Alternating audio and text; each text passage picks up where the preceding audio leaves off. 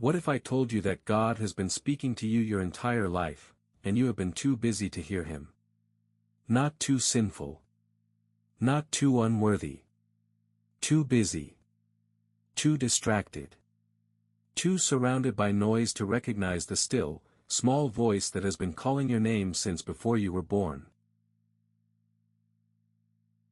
In 1 Kings chapter 19, the prophet Elijah stood on a mountain waiting for God.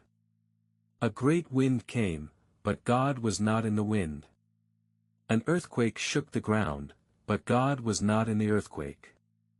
Fire fell from heaven, but God was not in the fire. Then came a still, small voice. And that was God. Most believers are looking for God in the earthquake. In the dramatic. In the spectacular. But he is whispering in the stillness. And if you never learn to be still, you will never hear him speak. The Holy Spirit is not an influence. He is not an energy. He is not a feeling you get during worship. He is a person. The third person of the Trinity.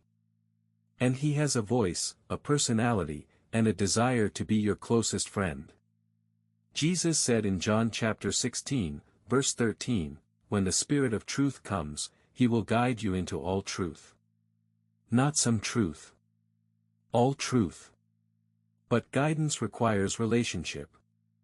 You cannot be guided by someone you do not know. Here is a question that will change your life if you answer it honestly. Do you have a relationship with the Holy Spirit, or do you just believe he exists? There is a difference between acknowledging someone's existence and knowing them personally. Billions of people acknowledge God exists. Far fewer actually know him. Prayer was never meant to be a monologue. It was designed to be a dialogue. You speak. He responds. He speaks. You listen. Back and forth. Like a conversation between a father and his child. But most believers have never been taught how to listen. They were taught how to ask. How to petition.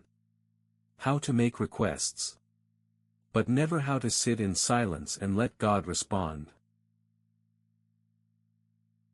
In the next episode, we will enter the secret place, the hidden room where God reveals destinies, confirms callings, and deposits mantles that change nations.